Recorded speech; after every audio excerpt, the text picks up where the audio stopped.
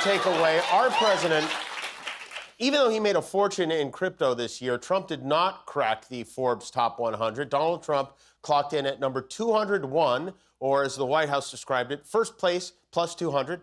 But he did take a big lead jump. He's up 118 spots from last year. Trump, according to Forbes, has grifted $3 billion since he won the election, just as the Founding Fathers intended. That is a lot of God Bless the USA Bibles, I'll tell you. Our fondling father still has an Epsteiny little problem on his hands. He avoided the president. Republican Congressman Addison McDowell wants to name Dulles Airport after Trump. It'll be like other airports, except the international terminal only has departures.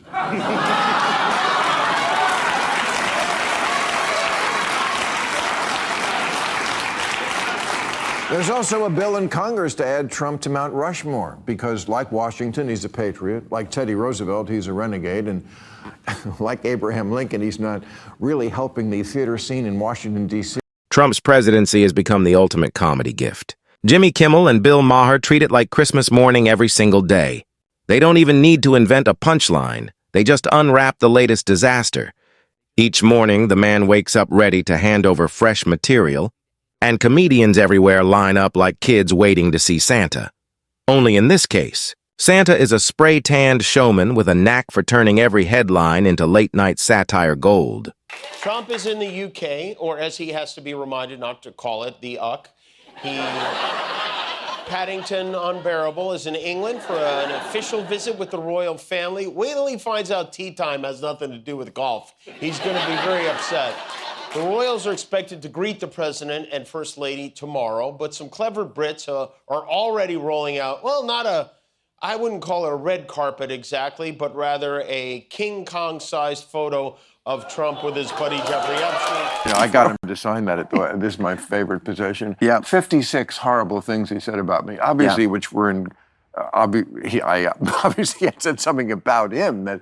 So, like, no one needs to lecture me about Donald Trump. And well before I did the horrible... If you're enjoying this video, don't forget to subscribe to the channel and hit the bell icon. Kimmel begins with the observation that Trump's administration operates like a reality show reboot nobody asked for, yet somehow everyone is forced to watch. It isn't riveting television, it's background noise you tolerate while wondering why the network hasn't pulled the plug. Every announcement, press conference, and bizarre rally feels like a desperate attempt to squeeze out one more season from a show that should have been canceled years ago. What ought to carry presidential gravitas instead plays more like an extended blooper reel. Avoided the press all day yesterday until dinner time. At dinner, he rounded up the closest thing he has to friends to take a field trip to Joe's Seafood, a restaurant, to make a big show out of how safe Washington is since he turned it into a militarized zone. Here we are. We're standing right in the middle of D.C., which, as you know, about over the last year was a very unsafe place. Over the last 20 years, actually. Maher takes it further, pointing out that Trump doesn't actually govern. He auditions. He isn't running the country so much as running lines, endlessly rehearsing a role he still hasn't mastered. His campaign rallies follow the same structure as bad stand-up sets. Recycle the same tired bits, work the crowd, and ignore the silence when the punchlines fall flat. The problem is, this isn't open mic night at a comedy club. It's the presidency of the United States, where the stakes are supposed to be a lot higher than a 2-drink minimum. Yeah, the Kennedy Center is not something I really care a lot about, but I do care that an American president doesn't see anything wrong with him personally taking it over, or that his communications director, Stephen Chung, said it was justified because Trump, quote, is a virtuoso, and his musical choices represent a brilliant palette of vibrant colors when others often Trump's policy record is a carnival of contradictions. He promises strength but delivers chaos. He brands himself as a deal maker, yet stumbles through negotiations like someone haggling over used furniture at a garage sale. Trade deals begin with bombast and end in confusion. Diplomatic summits start with chest-thumping bravado and conclude with awkward photo ops. He approaches international relations the way a game show contestant approaches trivia. Answer with confidence, even when completely wrong.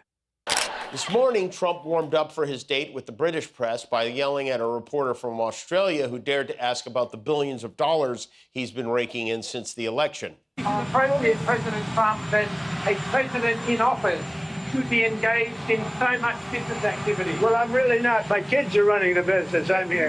You know what the activity, where are you from? I'm from the Australian Broadcasting Corporation, Port Morton program. Well, the Australians, you're hurting Australia, right? In my opinion, you are hurting Australia very much right now. And they want to get along with me. You know, your leader is coming over to see me very soon. I'm going to tell him about you. You set a very bad tone. Go ahead, John. What a little tattletale he is. Kimmel zeroes in on Trump's obsession with appearances. No president has ever devoted so much time to crowd sizes, television ratings, or how the lighting flatters him. He governs with the insecurity of a washed-up celebrity desperate to stay relevant. Entire policy discussions seem driven less by impact and more by optics, as if the nation were nothing more than a stage set for his endless self-promotion. Instead of solving problems, he manufactures images, carefully choreographed moments where he casts himself as the hero in his own never-ending story. Here I am standing out in the middle of the street. I wouldn't have done this 3 months ago, 4 months ago. I certainly wouldn't have done it a year ago. And I also wouldn't have done it tonight without the 85 Secret Service agents surrounding me. But he's right. When he's right, he's right. Washington was a dangerous place. I remember a time not so long ago when an angry mob stormed the Capitol. Maher tears into Trump's relationship with the truth. Every president stretches facts, but Trump doesn't just bend reality, he shatters it into unrecognizable shapes. His version of events often reads like something scribbled on cocktail napkins, strung together into a narrative and sold as gospel. In his hands, history itself becomes fan fiction.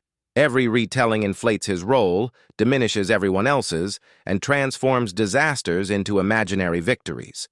It's less leadership and more performance art in denial. What's remarkable is how much of his presidency feels like satire already written. A president tweeting insults at 3 in the morning sounds like a parody skit, not governance. The economy under Trump is another favorite target.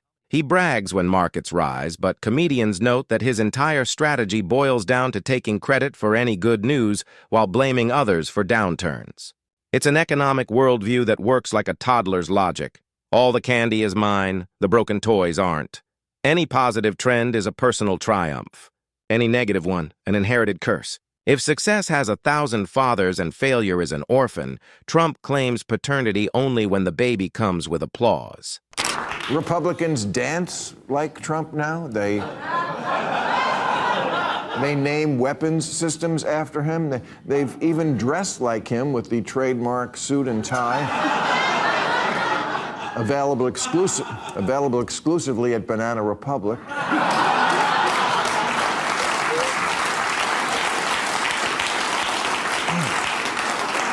Yeah, all these super macho guys eating the ass of another man.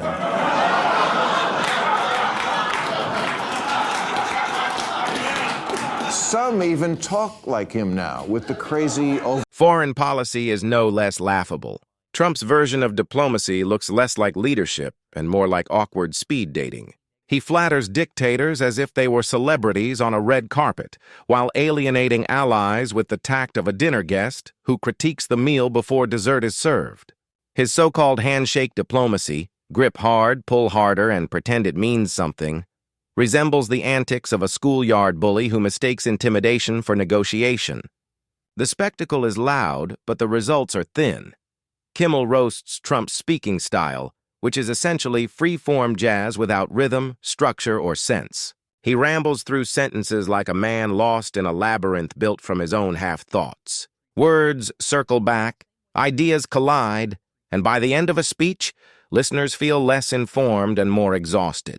It's as if the teleprompter were a puzzle he can't quite solve, and his improvisation skills would embarrass a novice improv troupe. Every public address becomes a linguistic adventure where coherence is optional. Maher highlights the culture war theatrics, theater, pure and simple, with the ticket price being national unity.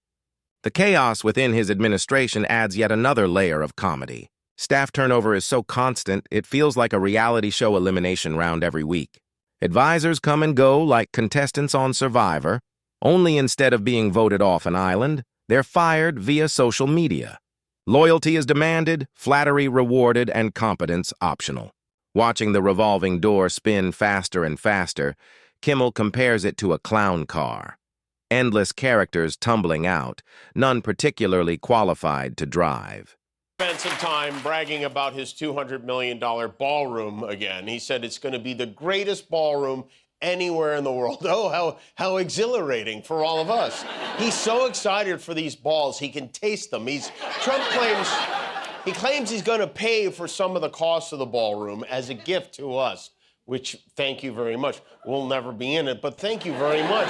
And he's already figured out where to get the money. Trump today became the first president to sue the New York Times. He's suing the New York Times for $15 billion for defamation. $15 billion. Where does he even come up? These are like numbers, Mike. Maher digs into Trump's obsession with loyalty, which has nothing to do with principle and everything to do with praise. He doesn't want honest advisors, he wants hype men. Anyone daring to challenge him becomes an instant enemy, while sycophants are elevated regardless of competence. The presidency morphs into a talent show where the only skill required is the ability to declare he's the greatest. Competence gets drowned out by compliments, leaving a government that operates less like an administration and more like a fan club.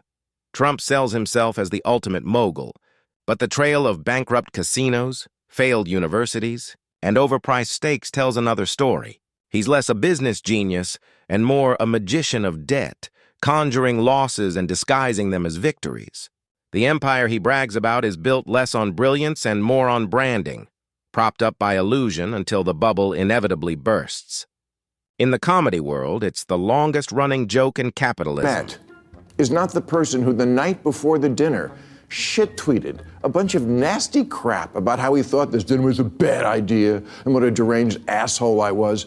But when I got there, that guy wasn't living there. Now, does Trump want respect? Of course, who doesn't? My friend said to me, "What are you going to wear to the White House?" I said, "I don't know, but I'm not going to." Every presidency is eventually defined by a set of enduring images. For past leaders, it might be a moment of crisis met with calm or a landmark achievement that shifted history. For Trump, the snapshots that remain are farcical, awkward stumbles, nonsensical speeches, and petty grudges broadcast like state secrets.